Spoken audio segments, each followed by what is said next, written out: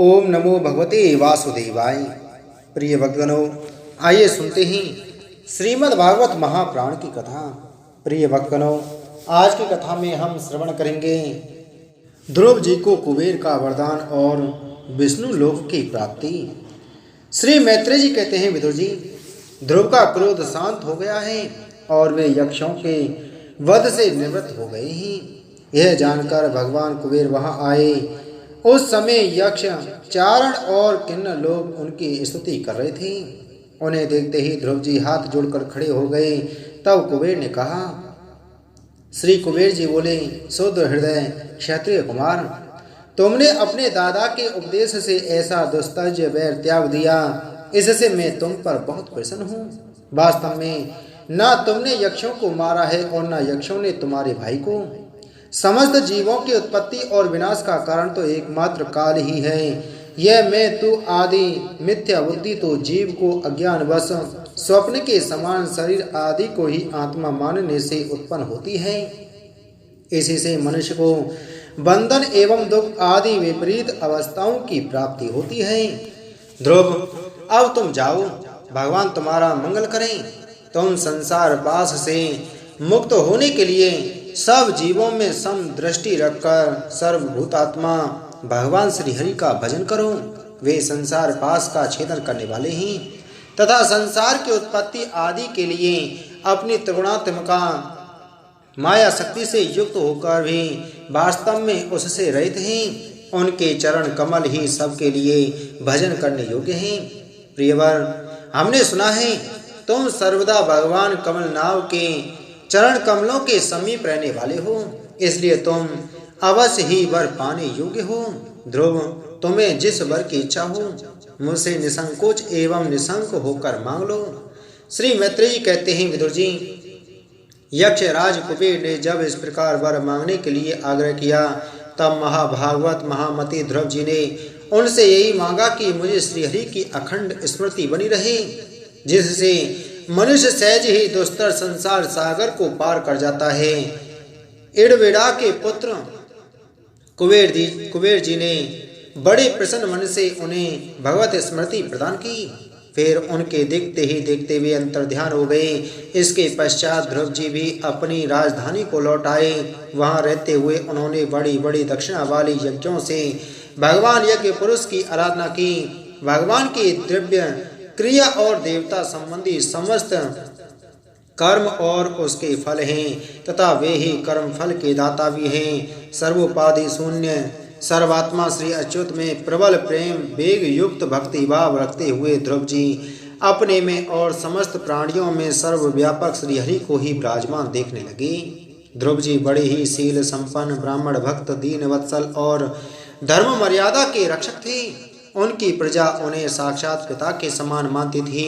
इस प्रकार तरह तरह के ऐश्वर्य भोग से पुण्य का भोग और भोगों के त्याग पूर्वक यज्ञ आदि कर्मों के अनुष्ठान से पाप का क्षय करते हुए उन्होंने 36,000 वर्ष तक पृथ्वी का शासन किया। जितेंद्रिय महात्मा ध्रुव ने इसी तरह अर्थ धर्म और काम के संपादन में बहुत से वर्ष बिताकर अपने पुत्र उत्कल को राज सिंहासन सौंप दिया। इस संपूर्ण दृश्य प्रपंच को अविद्या रचित स्वप्न और गंधर्व नगर की समान माया से अपने में ही कल्पित मानकर और यह समझकर कि शरीर स्त्री पुत्र मित्र सेना भरा पूरा खजाना जनाने महल सुरम्य विहार भूमि और समुद्र पर्यंत भूमंडल का राज ये सभी काल के गाल में पड़े हुए हैं। वे भद्रकाश्रम को चले गए। वहां उन्होंने पवित्र जल में स्नान कर इंद्रियों को विशुद्ध शांत किया। फिर इस तरह आसन से बैठकर प्राणायाम द्वारा वायु को वश में किया। तदंतर मन के द्वारा इंद्रियों को वह विषयों से हटाकर मन को भगवान के स्थूल विराट स्वरूप में स्थिर कर दिया। उसी विराट स्वरूप का चिंतन करते करते वे अंत में ध्याता और ध्येय के भेद से शून्य निर्विकल्प समाधि में लीन हो गई और उस अवस्था में विराट स्वरूप का भी परित्याग कर दिया। इस प्रकार भगवान श्री हरि के प्रति निरंतर भक्ति भाव का प्रवाह चलते रहने से उनके नेत्रों में बार बार आनंदाश्रुओं की बाढ़ सी आ जाती थी। इससे उनका हृदय द्रवीभूत हो गया और शरीर में रोमांच आया। फिर देहाभिमान गलित हो जाने से उन्हें मैं ध्रुव हूँ इसकी स्मृति भी न रही। इसी समय ध्रुव जी ने आकाश से एक बड़ा ही सुंदर विमान उतरते देखा। वह अपने प्रकाश से दसों दिशाओं को आलोकित कर रहा था, मानो पूर्णिमा का चंद्र ही उदय हुआ हो। उसमें दो श्रेष्ठ पार्षद गधाओं का सहारा लिए खड़े थे। उनके चार भुजाएं थीं, सुंदर श्याम शरीर था, किशोर अवस्था थी और अरुण कमल के समान नेत्र थे। वे सुंदर वस्त्र, किरीट, हार, भुजबंद और अति मनोहर कुंडल धारण किए हुए थे। उन्हें पुष्य लोक श्री हरि के सेवक जान ध्रुव जी हड़बड़ाहट में पूजा आदि का क्रम भूलकर सहसा खड़े हो गए और ये भगवान के पार्षदों में प्रधान हैं ऐसा समझकर उन्होंने श्री मधुसूदन के नामों का कीर्तन करते हुए उन्हें हाथ जोड़कर प्रणाम किया। ध्रुव जी का मन भगवान के चरण कमलों में तल्लीन हो गया और वे हाथ जोड़कर बड़ी नम्रता से सिर नीचा किए खड़े रह गए। तब श्री हरि के प्रिय पार्षद सुनंद और नंद ने उनके पास जाकर मुस्कुराते हुए कहा। सुनंद और नंद कहने लगे, राजन आपका कल्याण हो, आप सावधान होकर हमारी बात सुनिए। आपने 5 वर्ष की अवस्था में ही तपस्या करके सर्वेश्वर भगवान को प्रसन्न कर लिया था। हम उन्हें निखिल जगन नियंता सांगपानी भगवान विष्णु के सेवक हैं और आपको भगवान के धाम में ले जाने के लिए यहाँ आए हैं। आपने अपनी भक्ति के प्रभाव से विष्णु लोक का अधिकार प्राप्त किया है और जो औरों के लिए बड़ा दुर्लभ है। परम ज्ञानी सप्तऋषि भी वहां तक नहीं पहुंच सके, वे नीचे से केवल उसे देखते रहते हैं। सूर्य और चंद्रमा आदि ग्रह नक्षत्र एवं तारागण भी उसकी प्रदक्षिणा किया करते हैं। चलिए आप उसे विष्णु धाम में निवास कीजिए। प्रियवर, आज तक आपके पूर्वज तथा और कोई भी उस पद पर कभी नहीं पहुंच सके। भगवान विष्णु का वह परम धाम सारे संसार का वंदनीय है। आप वहां चलकर विराजमान हो। आयुष्मान यह श्रेष्ठ विमान पुष्य श्लोक शिखामणि श्री हरि ने आपके लिए ही भेजा है। आप इस पर चढ़ने योग्य हैं। श्री मैत्रेय जी कहते हैं, भगवान के प्रमुख पार्षदों के ये अमृतमय वचन सुनकर परम भागवत ध्रुव जी ने स्नान किया। फिर संध्या वंदन आदि नित्य कर्म से निवृत्त हो मांगलिक अलंकार आदि धारण किए। भद्रकाश्रम में रहने वाले मुनियों को प्रणाम करके उनका आशीर्वाद लिया। इसके बाद उस श्रेष्ठ विमान की पूजा और प्रदक्षिणा की और पार्षदों को प्रणाम कर स्वर्ण के समान कांतिमान दिव्य रूप धारण कर उस पर चढ़ने को तैयार हुए। इतने में ही ध्रुव जी ने देखा कि काल मूर्तिमान होकर उनके सामने खड़ा है। तब वे मृत्यु के सिर पर पैर रखकर उस समय अद्भुत विमान पर चढ़ गई। उस समय आकाश में दुदुम्बी, मृदंग और ढोल आदि बाजे बजने लगे।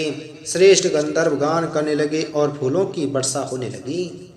विमान पर बैठकर ध्रुव जी ज्यों ही भगवान के धाम को जाने के लिए तैयार हुए, त्यों ही उन्हें अपनी माता सुनीति का स्मरण हुआ। वे सोचने लगे, क्या मैं बेचारी माता को छोड़कर अकेला ही दुर्लभ वैकुंठ धाम को जाऊंगा। नंद और सुनंदे ध्रुव जी के हृदय की बात जानकर उन्हें दिखलाया कि देवी सुनीति आगे आगे दूसरे विमान पर जा रही हैं। उन्होंने क्रमशः सूर्य आदि सभी ग्रह देखे। मार्ग में जहाँ तहाँ विमानों पर बैठे हुए देवता उनकी प्रशंसा करते हुए फूलों की वर्षा करते जाते थे।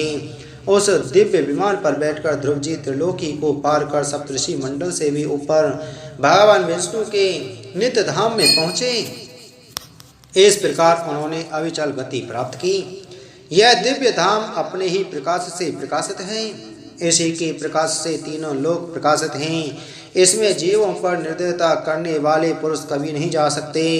यहाँ तो उन्हीं की पहुँच होती है जो दिन रात प्राणियों के कल्याण के लिए शुभ कर्म ही करते रहते हैं, जो शांत समदर्शी शुद्ध और सब प्राणियों को प्रसन्न रखने वाले हैं तथा भगवत भक्तों को ही अपना एकमात्र सच्चा सुहृद मानते हैं। ऐसे लोग सुगमता से ही इस भगवत धाम को प्राप्त कर लेते हैं।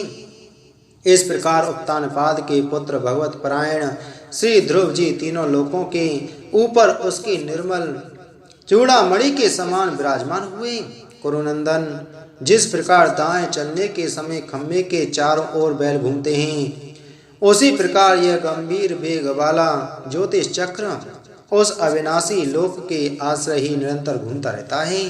उसकी महिमा देखकर देवर्षि नारद ने प्रचेताओं की यज्ञशाला में बीड़ा बजाकर ये 3 श्लोक गाए थे।